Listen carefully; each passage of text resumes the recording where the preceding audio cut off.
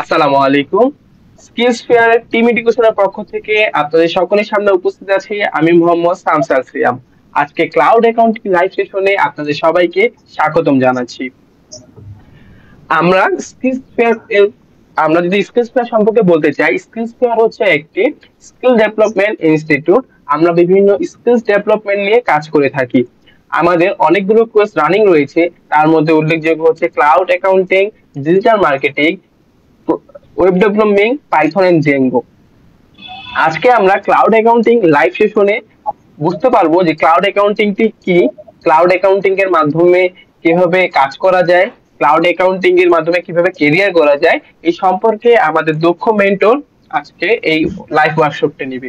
আজকে এই লাইভ ওয়ার্কশপে আমাদের সাথে ক্লাউড অ্যাকাউন্টিং এর মেন্টর সুরাইয়া সুরাইয়া আক্তার সোনিয়া আপু যুক্ত আছেন। আপু, আপনি কি আমাকে শুনতে পাচ্ছেন? জি, শুনতে পাচ্ছি। আপু, আপনি আপনার পরিচয় দিয়ে আজকের এই লাইভ ওয়ার্কশপটি শুরু করবেন। ধন্যবাদ। জি, আসসালামু আলাইকুম। আমি Suraiya Akter Sonia, cloud accounting mentor. আজকের এই লাইভ ওয়ার্কশপে আমরা ক্লাউড অ্যাকাউন্টিং নিয়ে ডিসকাস করব। সো ক্লাউড অ্যাকাউন্টিং কি? ক্লাউড অ্যাকাউন্টিং হলো অনলাইন ভিত্তিক একটা অ্যাকাউন্টিং সফটওয়্যার যা ইন্টারনেটের মাধ্যমে ব্যবহার করা যায়। এটা কম্পিউটার ইনস্টল করার প্রয়োজন হয় না। আপনার কাছে যদি একটি ডিভাইস এবং নেট কানেকশন থাকে, আপনি পৃথিবীর যে কোনো প্রান্ত থেকে ইউজার আইডি এবং পাসওয়ার্ড দিয়ে লগ ইন করে অ্যাকাউন্টিং অ্যান্ড বুককিপিং এর কাজগুলো করতে পারবেন। সো ক্লাউড অ্যাকাউন্টিং এর উপর কিন্তু 200+ সফটওয়্যার আছে। এখানে আমার স্লাইডে আমরা টপ 10 সফটওয়্যার দেখতে পাচ্ছি। নাম্বার 1 এ হচ্ছে QuickBooks Online, number 2 FreshBook, number 3 Wave, number 4 Xero, number 5 Zoho Books, number 6 Oracle, number 7 Sage, number 8 Odoo accounting, number 9 Microsoft Dynamics এবং নাম্বার 10 হচ্ছে কাশো। এখন প্রশ্ন হচ্ছে, আমি যদি ক্লাউড অ্যাকাউন্টিং এ ক্যারিয়ার গড়তে চাই, তাহলে কি আমাকে এই টপ 10 ক্লাউড অ্যাকাউন্টিং সফটওয়্যারে কি শিখতে হবে, বা আমি স্টার্টিংটা কিভাবে করতে পারি? সো আপনি যদি ক্লাউড অ্যাকাউন্টিং শিখতে চান, আপনি স্টার্টিংটা করবেন কুইকবুকস অনলাইন সফটওয়্যার দিয়ে। সো আপনার কুইকবুকস সফটওয়্যারটা শিখতে যে পরিমাণ সময় লাগবে, তার চাইতে কম সময় আপনি জেরো সফটওয়্যারটা শিখতে পারবেন।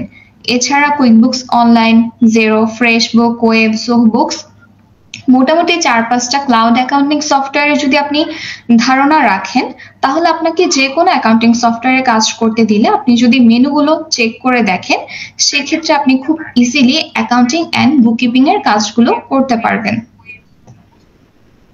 সো এই ক্লাউড অ্যাকাউন্টিং কোর্সে আমরা কি কি শিখব?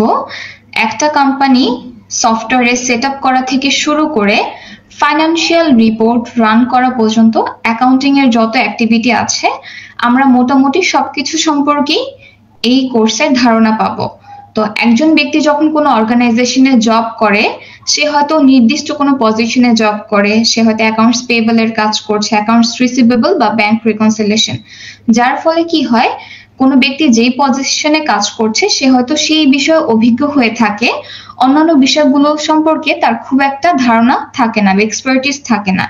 সেক্ষেত্রে কেউ যদি এই ক্লাউড অ্যাকাউন্টিং কোর্স করে, সেক্ষেত্রে তার অ্যাকাউন্টিং এর মোটামুটি সকল কাজে কিছুটা দক্ষতা চলে আসবে। এছাড়া কোনো ফ্রেশার্স, কোনো স্টুডেন্ট যদি জবের জন্য ট্রাই করে থাকে, বাট অ্যাজ এ ফ্রেশার্স হওয়ার কারণে তার জব হচ্ছে না, এবং সে যদি এই কোর্সটা করে, মোটামুটি 1 থেকে 2 বছর অ্যাকাউন্টসে জব করলে যেই ধারণাটা হয়ে যায়, সে এই কোর্স করে মোটামুটি তার চাইতে ভালো একটা আইডিয়া পাবে। সো আমাদের এই ক্লাউড অ্যাকাউন্টিং কোর্সে আমরা কোন কোন বিষয়গুলো শিখাই? আমরা কুইকবুকস অনলাইন সফটওয়্যারের উপর ক্লাস কন্ডাক্ট করে থাকি, জেরো সফটওয়্যার। এছাড়া আমাদের মার্কেট প্লেসের ক্লাসে রয়েছে fibre, Upwork and LinkedIn. QuickBooks Online software যদি আমরা শিখি, অবশ্যই রিয়েল কোম্পানিতে রিয়েল ক্লায়েন্টের ডেটা দিয়ে আমরা এটা শিখব। এখন প্রশ্ন হচ্ছে, আমরা যখন রিয়েল ক্লায়েন্টের ডেটা দিয়ে শিখব রিয়েল কোম্পানিতে, আমাদের তো সাবস্ক্রিপশন নিতে হবে। সাবস্ক্রিপশন ফি কি দিতে হবে কিনা? অ্যান্সার হচ্ছে না। ক্লাস চলাকালীন সময় আমরা কিছু টিপস অ্যান্ড ট্রিক্স শেয়ার করে থাকি, যার ফলে আপনি লাইফ টাইম ফ্রিতে প্র্যাকটিস করতে পারবেন। আপনাকে কোনো সাবস্ক্রিপশন ফি পে করতে হবে না প্র্যাকটিস করার জন্য। আপনি এট এ টাইমে একাধিক ফ্রিতে কোম্পানি ক্রিয়েট করে প্র্যাকটিস করতে পারবেন। এখানে কুইকবুকস সম্পর্কে বেসিক কিছু ইনফরমেশন আছে। আমরা ইতিমধ্যে জেনেছি কুইকবুকস হচ্ছে একটি ক্লাউড বেসড অ্যাকাউন্টিং সফটওয়্যার। এটা ডেভেলপ করে ইনটুইট ইউএসএ তে 1998 এ। কুইকবুকস অনলাইন সফটওয়্যার মূলত স্মল এবং মিডিয়াম সাইজ যে বিজনেসগুলো আছে সেগুলোকে টার্গেট করে বানানো হয়েছে। এটা ইউএসএ তে র্যাঙ্কে নাম্বার 1 এ আছে এবং এর মার্কেট শেয়ার হচ্ছে 94.2%। কুইকবুকস অনলাইন সফটওয়্যার গ্যাপের স্ট্যান্ডার্ড ফলো করে থাকে। এখানে আমরা কুইকবুকস অনলাইন সফটওয়্যারের একটা ওভারভিউ দেখতে পাচ্ছি। এরপর চলে আসি zero accounting software. Zero accounting সফটওয়্যারের ক্ষেত্রেও সেম, আমরা রিয়েল কোম্পানি ওপেন করে প্র্যাকটিস করব রিয়েল ডেটা দিয়ে। সো এখানে আমাদেরকে কোনো সাবস্ক্রিপশন ফি দিতে হবে না, আমরা লাইফ টাইম এট এ টাইমে একাধিক কোম্পানি ক্রিয়েট করে ফ্রিতে প্র্যাকটিস করতে পারবো। এখানে জিরো সম্পর্কে কিছু ইনফরমেশন দেওয়া আছে। জিরো হচ্ছে একটি ক্লাউড বেসড অ্যাকাউন্টিং সফটওয়্যার। এটা ডেভেলপ করে জিরো লিমিটেড। এটা নিউজিল্যান্ডে অবস্থিত, প্রতিষ্ঠিত হয় 2006। জিরো মূলত স্মল এবং মিডিয়াম সাইজ বিজনেসগুলোকে টার্গেট করে তৈরি করা হয়েছে। Zero software New Zealand, Australia, United kingdom, United state, Canada এবং সাউথ আফ্রিকাতে ব্যবহার করা হয়। জিরোতে আইআরএস এবং আইএফআরএস ফলো করা হয়ে থাকে। এখানে আমরা আমাদের জিরো সফটওয়্যারের যে একটা বিজনেস ওভারভিউ বা একটা ড্যাশবোর্ড দেখতে পাচ্ছি। তো আমরা এই যে কুইকবুকস এবং জিরো সফটওয়্যারটা শিখবো, এর মধ্যে কি কি স্পেশাল ফিচার্স গুলো আছে যেগুলো আমরা শিখতে পারবো। Pay online link in invoice, PayPal reconciliation শিখতে পারবো, VAT return, custom invoices, estimates, expense, track sales and expenses, credit card reconciliation, payroll management, time tracking. এছাড়া জিরোর মধ্যে যে ফিচার্স গুলো শিখতে পারবো সেগুলো হচ্ছে online invoicing and payments, advisor tools, fixed asset management, bank reconciliation, inventory management, dashboards, apps integration, track payments, payroll pay runs and expense claim. এখন আমরা কথা বলবো ক্লাউড অ্যাকাউন্টিং এর মার্কেট ভ্যালু নিয়ে। সো 2022 সালের তথ্য নাগাদ গ্লোবাল অ্যাকাউন্টিং এর মার্কেট সাইজ হচ্ছে 573.80 বিলিয়ন। এটা হচ্ছে টোটাল গ্লোবাল অ্যাকাউন্টিং এর মার্কেট সাইজ। এর মধ্যে ক্লাউড অ্যাকাউন্টিং এর মার্কেট ভ্যালু হচ্ছে 133 বিলিয়ন। এটা 2022 সালের তথ্য নাগাদ। আশা করা হচ্ছে 2025 সাল নাগাদ ক্লাউড অ্যাকাউন্টিং এর মার্কেট 200 বিলিয়নে ক্রস করবে। এখানে আমরা কুইকবুকস অনলাইন সফটওয়্যার যখন আমরা শিখবো, এই সফটওয়্যারের উপর কিন্তু আমাদের সার্টিফিকেট নিতে হবে।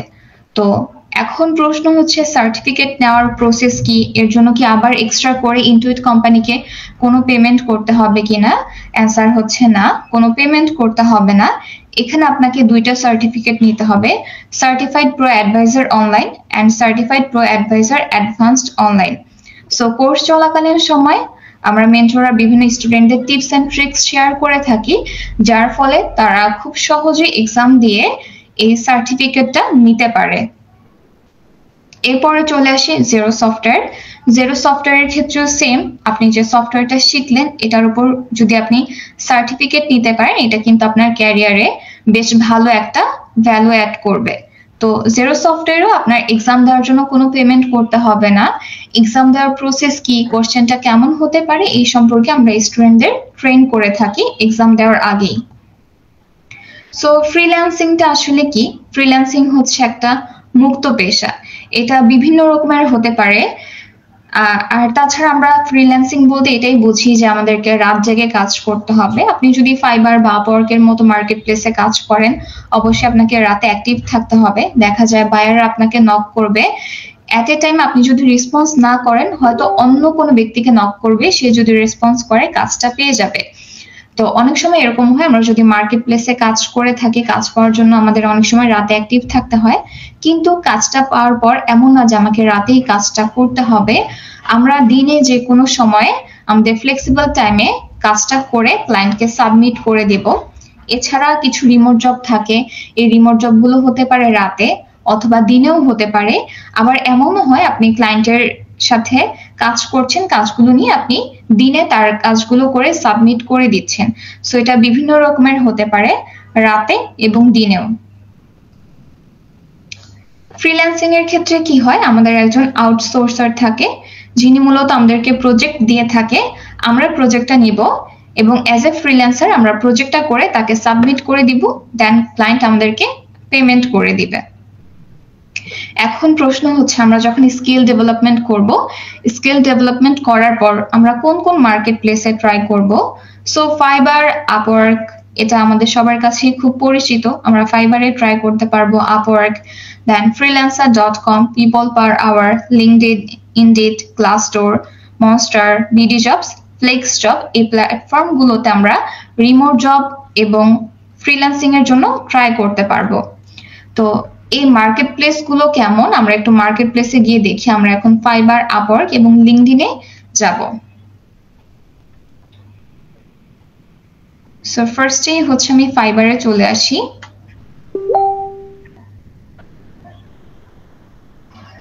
এখানে আমি অ্যাকাউন্টিং এন্ড বুককিপিং লিখে সার্চ করব।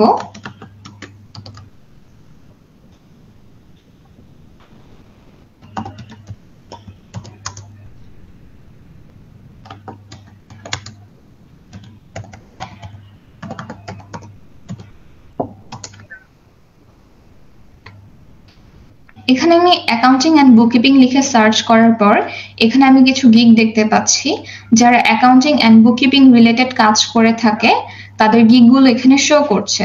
তো ফাইবারে কি হয়, ফাইবারে হচ্ছে আমরা আমাদের গিগ ওপেন করে অ্যাক্টিভ থাকতে হবে এবং যারা ক্লায়েন্ট আছে তারা মূলত আমাদেরকে কাজের জন্য নক করবে, আমরা সরাসরি ক্লায়েন্টকে কখনো নক করতে পারবো না। তো এর জন্যই মূলত কাজ পাওয়ার জন্য আমাদেরকে অ্যাক্টিভ থাকতে হবে।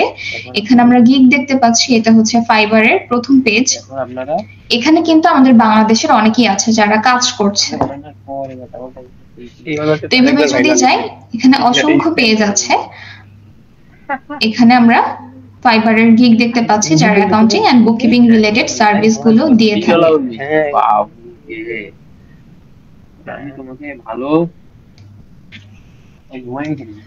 এখন আমরা চলে যাব আপওয়ার্কে। সো ফার্স্টে আমরা দেখব আপওয়ার্কে যারা বুককিপিং নিয়ে কাজ করছে তাদের প্রোফাইল।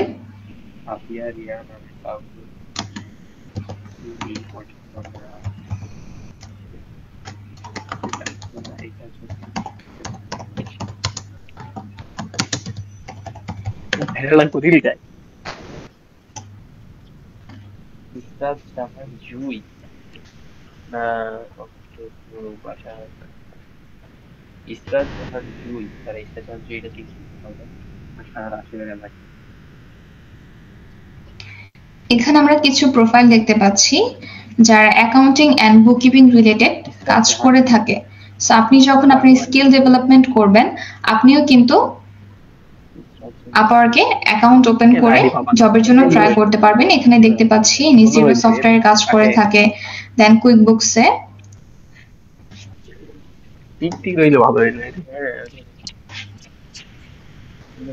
এখন তো আমরা প্রোফাইল গুলো দেখলাম, এখন আমরা দেখব যে আপওয়ার্কে কি পরিমাণ জব আছে।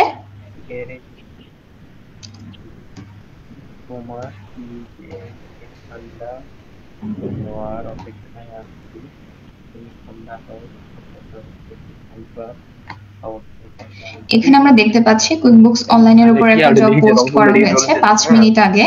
এখানে একটা পোস্ট করা হয়েছে bookkeeping, accounting basics, accounting, Microsoft Excel, Intuit, QuickBooks, experienced bookkeeper. এটা 36 মিনিটস আগে পোস্ট করা হয়েছে, এটা 41 মিনিটস আগে পোস্ট করা হয়েছে কুইকবুকসের উপর। সো এইভাবে হচ্ছে কিন্তু অসংখ্য পোস্ট করা হয়ে থাকে আপওয়ার্কে। তো আপনি যখন এই পোস্টগুলো দেখবেন, তো ফাইবারে তো আপনি সরাসরি অ্যাপ্লাই করতে পারছেন না, বাট আপওয়ার্কে যখন এই জবগুলো পোস্ট করা হয় তখন আপনি এই জবগুলোতে অ্যাপ্লাই করতে পারবেন। মোটামুটি রাত 10টা থেকে দেখবেন বা সন্ধ্যা 7টা থেকে হচ্ছে জব পোস্ট গুলো স্টার্ট হয়ে যায়। প্রতিনিয়ত অসংখ্য জব পোস্ট করে থাকে। তো আপনি যদি প্রতিদিনই ধৈর্য ধরে একটু ট্রাই করতে থাকেন, জবে অ্যাপ্লাই করে থাকেন, আপনার কিন্তু জব পাওয়ার পসিবিলিটি আছে। এবং এখানে মোস্টলি কুইকবুকস এবং জেরো সফটওয়্যারের উপর হচ্ছে কাজগুলো বেশি থাকে। সো এখান থেকে সার্চ করে করে আপনি জবে বিড করতে পারবেন। এবং এখানে যে জবটা আছে এটা হচ্ছে একটা রিমোট জব। এই জবটা ডিউরেশন হচ্ছে 6 মান্থ এবং এখানে এক্সপিরিয়েন্স আছে তারা ইন্টারমিডিয়েট লেভেলের এবং আওয়ারলি তারা 5 to 8 আওয়ার্স পে করবে। এবং এখানে তারা যেসব স্কিলস গুলো চাচ্ছে আমরা একটু দেখে নেই। Bookkeeping, bank reconciliation, accounting basics, accounting and balance sheet. আমরা অলরেডি দেখতে পাচ্ছি এটা কিন্তু 22 মিনিট আগে পোস্ট করা হয়েছে এবং ইতিমধ্যে ক্লায়েন্ট দুইজনের ইন্টারভিউ অলরেডি নিয়ে নিয়েছে। ভিউটা দেখা যাবে। তারপরে ক্লায়েন্ট হচ্ছে 52 এর মতো হায়ার করেছে। এখানে তো দেখা যায়। তো এখান থেকে আমরা মোটামুটি কিছু ইনফরমেশন দেখতে পাচ্ছি। এটা পোস্ট করেছে ওয়ার্ল্ড ওয়াইড, যে কেউ এই জবের জন্য অ্যাপ্লাই করতে পারবে। সো এইভাবেই আমরা আমাদের জবগুলোতে অ্যাপ্লাই করতে পারবো। সব ইনফরমেশন ভালো কিছু চেক করে আমাদের যদি মনে হয় হ্যাঁ এই রিলেটেড কাজগুলো আমরা করতে পারবো, আমাদের স্কিল আছে, তাহলে আমরা ট্রাই করতে পারবো। এখানে আমরা আরেকটা রিমোট জবের দেখতে পাচ্ছি, QuickBook setting and enter around 100 transaction. এটা হচ্ছে ফিক্সড প্রাইস $15। এটা একটা রিমোট জব। এটা হচ্ছে একটা ওয়ান টাইম ছোট একটা প্রজেক্ট। এখানে অলরেডি আমরা দেখতে পাচ্ছি এটা 16 মিনিটস আগে পোস্ট করা হয়েছে। এখানে একজনের ইন্টারভিউ নিয়েছে ক্লায়েন্ট, দুজনকে ইনভাইটেশন সেন্ড করেছে এবং অলরেডি ক্লায়েন্ট একজনকে হায়ার করে নিয়েছে। এটা তো ছিল আপওয়ার্ক সম্পর্কে বেসিক কিছু। এবার আমরা চলে যাব লিঙ্কডইনে। সো লিঙ্কডইনও কিন্তু রিমোট জবের জন্য বেশ ভালো একটা প্ল্যাটফর্ম। লিঙ্কডইনে আমরা কিভাবে সার্চ করব? আমি প্রথমে আমার সার্চ বারে চলে আসলাম। আসার পর ফার্স্ট আমি কুইকবুকস দিয়ে সার্চ করব, দেখব কুইকবুকস এর উপর কি পরিমাণ জব আছে।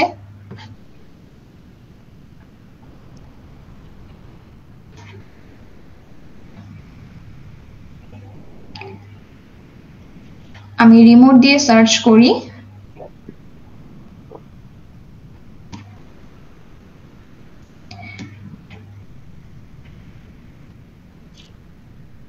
এবং কান্ট্রি আমি সিলেক্ট করব ইউএসএ।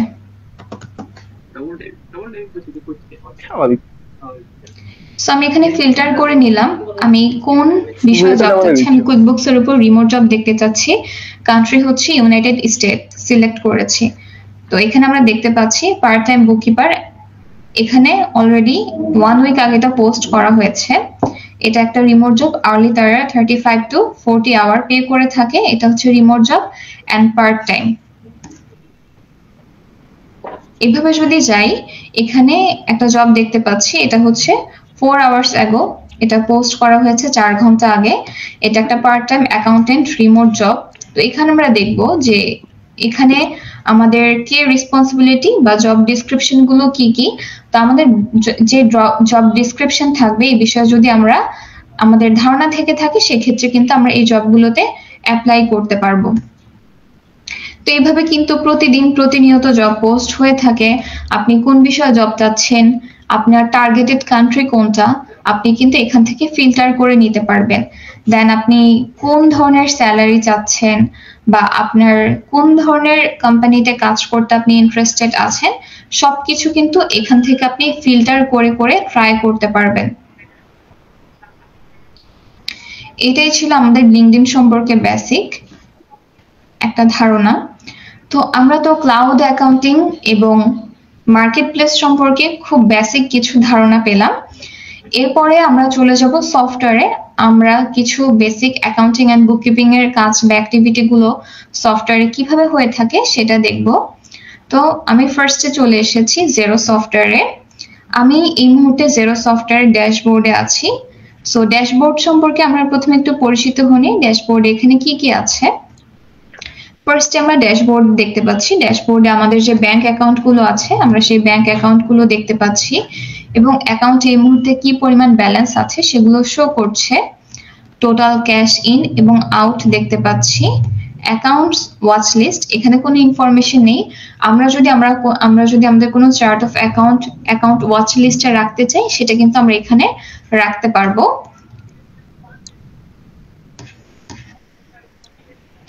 এরপরে আমাদের ড্যাশবোর্ডে হচ্ছে বিজনেস আছে। আমাদের বিজনেসের আন্ডার এখানে অসংখ্য মেনু আছে, সেলস ওভারভিউর আন্ডারে হচ্ছে code, online payments, payment link, invoices. এরপর চলে যায় পারচেজ ওভারভিউর আন্ডারে আছে purchase order, bills to pay.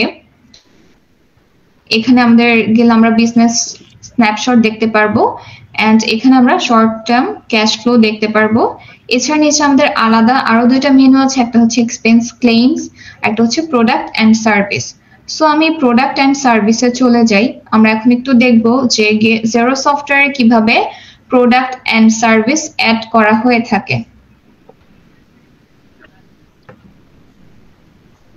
তো অলরেডি আমাদের এখানে কিন্তু কিছু প্রোডাক্ট এন্ড সার্ভিস অ্যাড করা আছে। আমরা যদি দেখি এখানে কি কি ইনফরমেশন আছে, এখানে প্রোডাক্টের কোড নাম্বার দেওয়া আছে, এখানে প্রোডাক্টের নেম দেওয়া আছে, কস্ট প্রাইস দেওয়া আছে, সেলস প্রাইস দেওয়া আছে।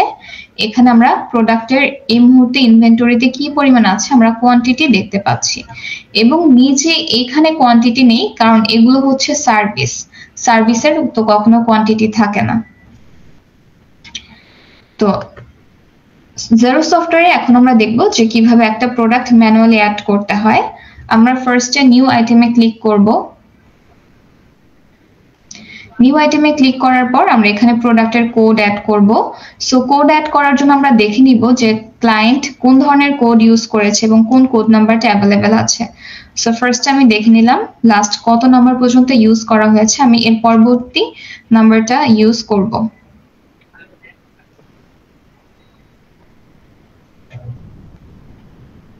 ফার্স্ট আমি নিউ আইটেমে ক্লিক করব। সো আমি অ্যাভেলেবেল নাম্বারটা অ্যাড করে নিচ্ছি 1015। আমি প্রোডাক্টের নাম দিয়ে দিব, আমি এখানে মাউস অ্যাড করছি। এখানে বলছে ট্র্যাক ইনভেন্টরি আইটেম। সো আমি ইনভেন্টরি আইটেমটাকে ট্র্যাক করব কিনা। জেরো সফটওয়্যার আমাদের মনে রাখতে হবে আমরা যদি একবার ইনভেন্টরি আইটেম ট্র্যাকিং করি এটা কিন্তু আমরা কখনো আর আনট্র্যাক করতে পারবো না। সো আমি ট্র্যাকে ক্লিক করলাম। ট্র্যাকে ক্লিক করার সাথে সাথে কিন্তু আমার ইনভেন্টরির যে চার্ট অফ অ্যাকাউন্টের হেডটা এটা কিন্তু অটোমেটিক চলে এসেছে, আর আমি যদি ট্র্যাকিং না করি তাহলে কিন্তু এটা আসবে না। সেটা আমি ট্র্যাক করব। করার পর এখানে purchase, add items to bill, purchase order and other purchase transaction, এখানে আমরা কস্ট প্রাইস দিব। সো আমার এই মাউসের কস্ট হচ্ছে আমি ধরে নিলাম $30।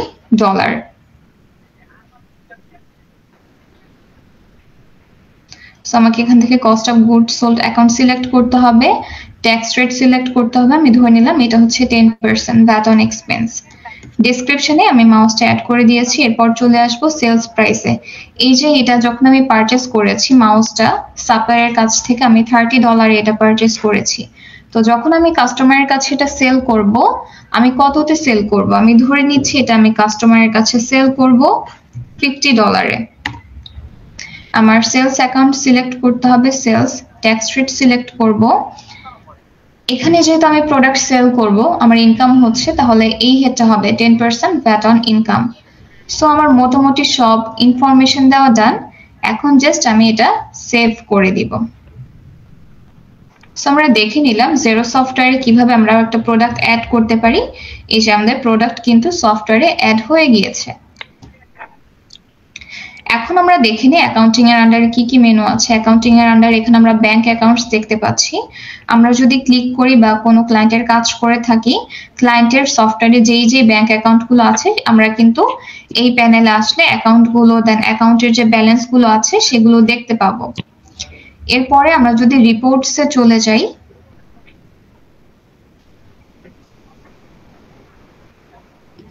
আমাদের জেরো সফটওয়্যার আমরা যে অ্যাক্টিভিটি করব অ্যাক্টিভিটির উপর কিন্তু ভিত্তি করে আমাদের রিপোর্টটা তৈরি হবে। সো এখান থেকে আমাদের কোনো ক্লায়েন্ট যদি চায় আমরা রিপোর্টগুলো রান করে তাকে ডাউনলোড করে দিব। সো আমরা ফার্স্টে চলে যাই ব্যালেন্স শিটে।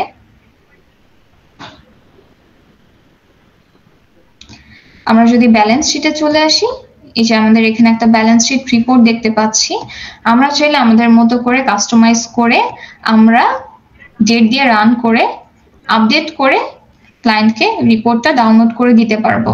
সো ডাউনলোড কিভাবে করবো, আমি এক্সপোর্টে ক্লিক করলাম। ক্লিক করার পর এই রিপোর্টটা যদি আমরা চাই এটা গুগল শিটে ডাউনলোড করতে পারবো, এক্সেলে ডাউনলোড করতে পারবো, এবং যদি চাই আমরা পিডিএফ এও রিপোর্টটাকে ডাউনলোড করতে পারবো। সো এই যে আমি পিডিএফ এ ডাউনলোড করলাম, আমরা একটু দেখে নিব রিপোর্টটা দেখতে কেমন।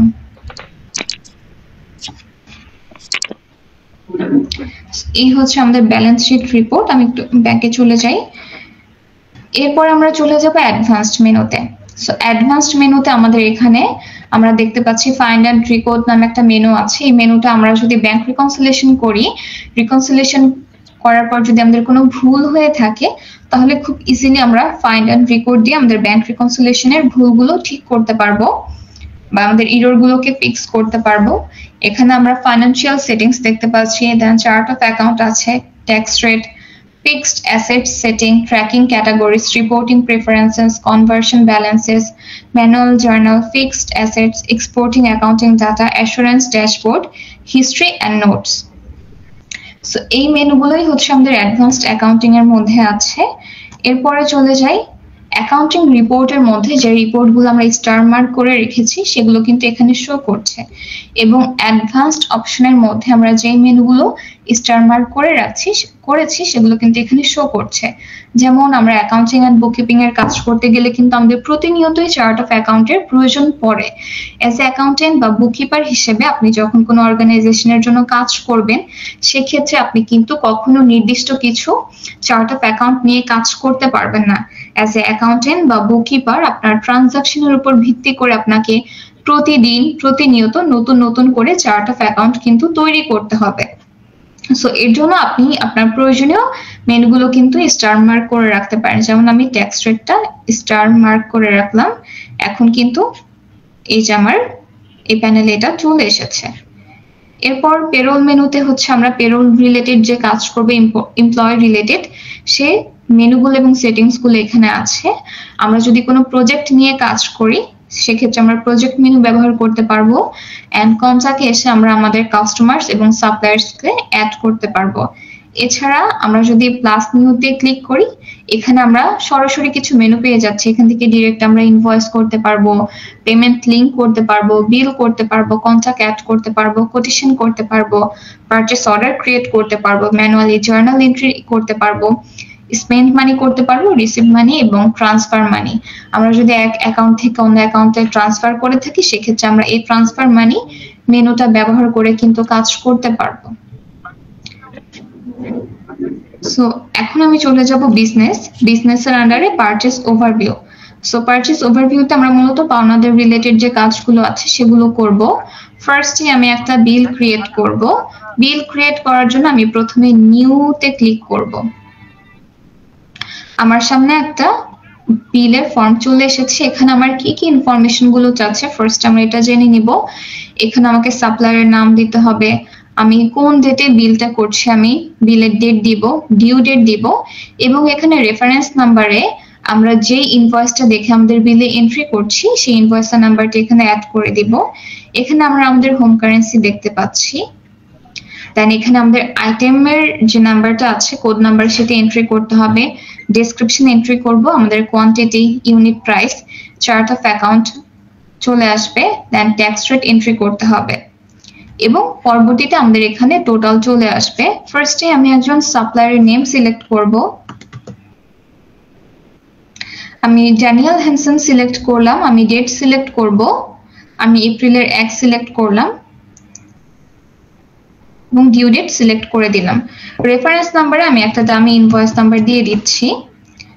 এখন আমি আমার বিলের জন্য কিছু আইটেম সিলেক্ট করব যে ড্যানিয়েল হ্যানসনের কাছ থেকে আমি কোন কোন প্রোডাক্ট গুলো নিয়ে আসতে চাই সেগুলো আমি এন্ট্রি করে নিচ্ছি।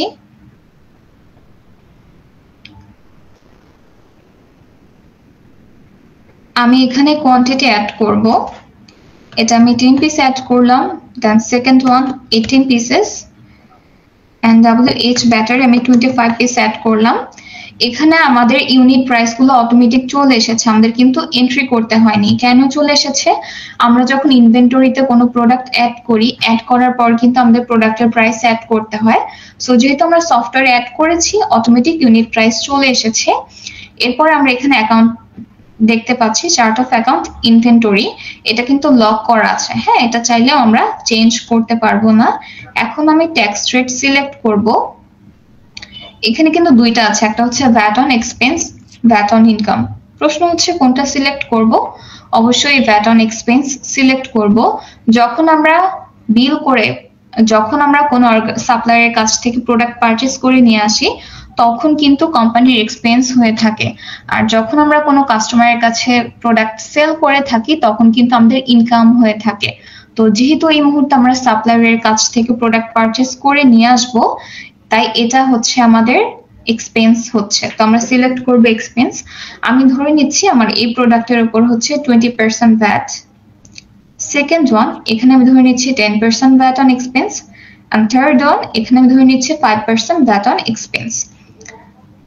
এখন আমাদের যে টোটাল অ্যামাউন্ট আছে এটা আমি কপি করব, কপি করে টোটাল অ্যামাউন্টটা এখানে আমাদেরকে ম্যানুয়ালি পেস্ট করে দিতে হবে। সো কুইকবুকস সফটওয়্যার যখন আমরা বিল করব, বিল সেন্টারে এই কাজটা আমাদেরকে ম্যানুয়ালি করতে হয়। তো আমি এটা পেস্ট করে দিলাম টোটাল। এখন এখানে আমরা দুইটা অপশন দেখতে পাচ্ছি, একটা হচ্ছে সেভ আর একটা হচ্ছে অ্যাপ্রুভ। তো এখানে আমরা সরাসরি সেভও করতে পারি অথবা সরাসরি অ্যাপ্রুভও করে দিতে পারি। আমরা যদি প্রথমে সেভ করি, সেভ থেকে আমাদেরকে পরবর্তীতে আবার এটাকে অ্যাপ্রুভ করতে হবে। সো এটা আমি সরাসরি অ্যাপ্রুভ করে দিচ্ছি। এই যে আমি বিলটা অ্যাপ্রুভ করে দিলাম। এই যে সাপ্লায়ারের কাছ থেকে ড্যানিয়েল হেনসনের কাছ থেকে বাকিতে কিছু প্রোডাক্ট পারচেজ করে নিয়ে আসলো, এর পরবর্তী স্টেপ হচ্ছে কি এগুলোর পেমেন্ট করতে হবে। সো এটার পেমেন্ট যদি করি অ্যাজ অ্যাকাউন্ট্যান্ট বা বুককিপার হিসেবে কিন্তু এটা আপনাকে রেকর্ড করতে হবে। সো এই পেমেন্টের বিষয়টা আমরা কিভাবে সফটওয়্যারে এন্ট্রি করব, আমি একটু নিচে চলে আসি। এটা হচ্ছে আমাদের টোটাল অ্যামাউন্ট। তো এই অ্যামাউন্টটা আমরা কোন ডেটে আমাদের এই সাপ্লায়ার ড্যানিয়েল হেনসনকে পে করে দিচ্ছি, ডেটটা সিলেক্ট করতে হবে। ধরে নিচ্ছি আমরা তার কাছ থেকে প্রোডাক্ট এনেছি এপ্রিলের 1 তারিখে এবং ডিউ ডেট হচ্ছে মের 1 তারিখের মধ্যে আমাদেরকে তাদের পেমেন্ট করে দিতে হবে। সো এপ্রিলের 23 তারিখে এসে আমরা তাকে পেমেন্ট করে দিয়েছি পেইড ফ্রম। আমরা তাকে কোন ব্যাংক থেকে পেমেন্ট করেছি সেটা সিলেক্ট করব। এখানে রেফারেন্স নাম্বার চাচ্ছে, রেফারেন্স নাম্বারটা ম্যান্ডেটরি না, এটা চাইলে আমরা দিতেও পারি, স্কিপও করতে পারি। তো আপনি যদি চান যে বা আপনি যদি চেকের মাধ্যমে পেমেন্ট করে থাকেন সেক্ষেত্রে কিন্তু আপনি আপনার চেক নাম্বারটা রেফারেন্স নাম্বারে অ্যাড করে দিতে পারেন। সো আমি এখানে একটা দামি নাম্বার দিয়ে দিচ্ছি, আমি জাস্ট অ্যাড পেমেন্টে ক্লিক করব।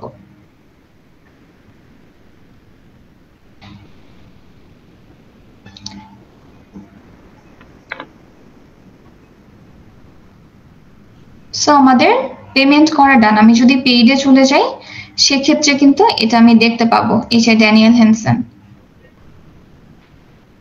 তো কোনো বিলের যদি পেমেন্ট ডিউ থাকে 0.01ও যদি ডিউ থাকে সেক্ষেত্রে কিন্তু এটা আমাদের অ্যাডিং পেমেন্টে থাকবে, কখনো আমাদের পেইডে আসবে না। যখনই আমরা কোনো বিলের ফুল পেমেন্ট করব তখনই কিন্তু আমাদের পেইড অপশনে এটা চলে আসবে। অনেক সময় এমন হয়ে থাকে আমরা যখন কোনো সাপ্লায়ারের কাছ থেকে প্রোডাক্ট পারচেজ করে নিয়ে আসি, দেখা যায় কিছু প্রোডাক্ট ড্যামেজ থাকে যার কারণে আমরা সেই প্রোডাক্টগুলো রিটার্ন করে দিয়ে থাকি। এটা হতে পারে বিফোর পেমেন্ট, হতে পারে আফটার পেমেন্ট। সো যদি বিফোর পেমেন্ট হয়ে থাকে তাহলে একভাবে রেকর্ড করতে হয় বিষয়টা, আর যদি আফটার পেমেন্ট হয়ে থাকে সেটা রেকর্ডিং মেথড হচ্ছে ডিফারেন্ট।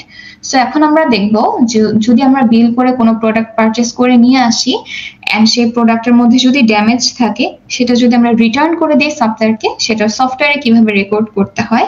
তো এর জন্য প্রথমে আমি একটা বিল ক্রিয়েট করব। আমি নিউ বিলে ক্লিক করব। ক্লিক করার পর প্রথমেই আমি সাপ্লায়ারের নেম এন্ট্রি করে দিব।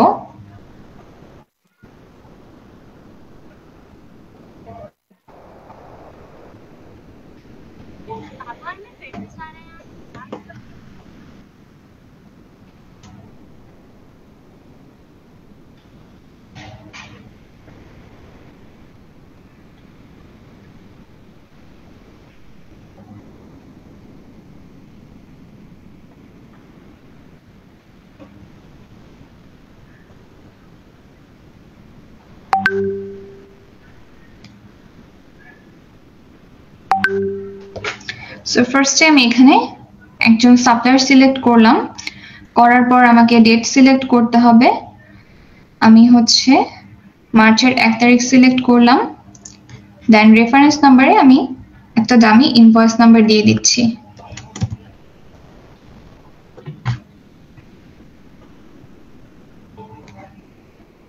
দেন আমি এখানে আইটেম সিলেক্ট করব।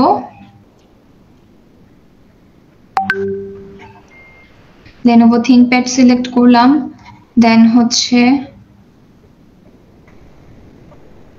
HP Elite। এখানে আমি কোয়ান্টিটি অ্যাড করে দিব, এখানে আমি 14 পিস রাখলাম, দেন এখানে হচ্ছে 25 পিস। এখানে আমি ভ্যাট রেট অ্যাড করে দিব, আমি ফার্স্ট এটার জন্য ধরে নিচ্ছি 20% VAT on expense and second one 5% VAT on expense. এরপরে আমাদের যে টোটাল অ্যামাউন্ট আছে, আমি টোটাল অ্যামাউন্টটাকে কপি করব, কপি করে আমি এখানে পেস্ট করে দিব। এখন এটা আমি অ্যাপ্রুভ করে দিচ্ছি। এই যে আমরা পলের কাছ থেকে প্রোডাক্ট নিয়ে আসলাম, Lenovo ThinkPad 14 piece, HP Elite Desk 25 piece, দেখা গেল HP Elite 25 পিসের মধ্যে হচ্ছে আমাদের 3 পিস ড্যামেজ ছিল। যেহেতু প্রোডাক্ট ড্যামেজ, এখনো আমরা সাপ্লায়ারকে পেমেন্ট করিনি, যেহেতু প্রোডাক্টটা ড্যামেজ অবশ্যই এটার জন্য আমরা তাকে পেমেন্ট করব না, এটা তাকে রিটার্ন করে দিব। সো প্রশ্ন হচ্ছে যদি রিটার্ন করে দেই কিভাবে রেকর্ড করতে হবে। এর জন্য ফার্স্টেই আমরা চলে যাব বিল অপশনসে। বিল অপশনসে গিয়ে এখানে আমরা দেখতে পাচ্ছি রিপিট অপশন আছে, void, copy, edit, add credit note. So আমি অ্যাড ক্রেডিট নোটে ক্লিক করব। অ্যাড ক্রেডিট নোটে ক্লিক করার পর ডেট সিলেক্ট করব। নরমালি আমরা যেই ডেটে প্রোডাক্ট নিয়ে আসি তার অল্প কিছুদিনের মধ্যে কিন্তু ফেরত দিয়ে দিতে হয়। সো যেহেতু আমি মার্চের 1 তারিখে প্রোডাক্ট পারচেস করে এনেছি, আমি ধরে নিচ্ছি আমি 3 তারিখে ফেরত দিয়ে দিব। এন্ড আমার ফুল বিলটাই কিন্তু ক্রেডিট নোটে কনভার্ট হয়ে এসেছে। সো আমি এখানে কিছুটা চেঞ্জ করব। আমার এখানে কোয়ান্টিটি হচ্ছে আমি 3 পিস রিটার্ন করব, আমি এখানে 3 দিয়ে দিলাম। এই অ্যামাউন্টটা কিন্তু আগেরটাই রয়ে গিয়েছে, এটা কিন্তু চেঞ্জ হয়নি, এটা আমাদেরকে ম্যানুয়ালি আপডেট করতে হবে। সো এটা আমি ম্যানুয়ালি আপডেট করে দিব।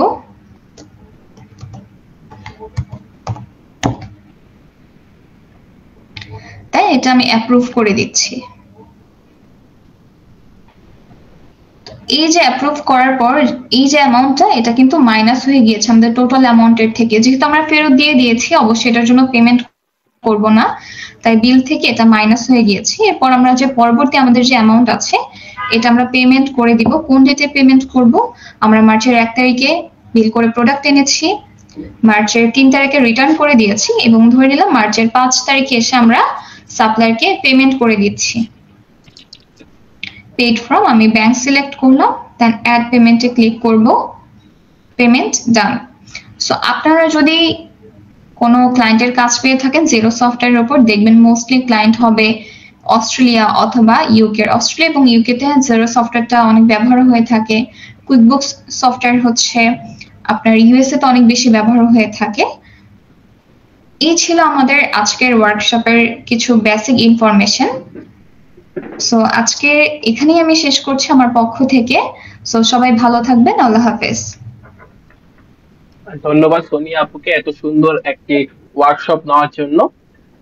আমাদের ক্লাউড অ্যাকাউন্টিং ফুল কোর্সটি করতে চাইলে আমাদের পেজে চোখ রাখুন, খুব তাড়াতাড়ি আমাদের শুরু হবে। তো আমাদের সম্ভাব্য একটা ডেট দেওয়া আছে, আগামী 27 এপ্রিল থেকে ক্লাউড অ্যাকাউন্টিং এর সেকেন্ড ব্যাচ শুরু হবে। আমাদের অলরেডি ফার্স্ট ব্যাচ চলতেছে।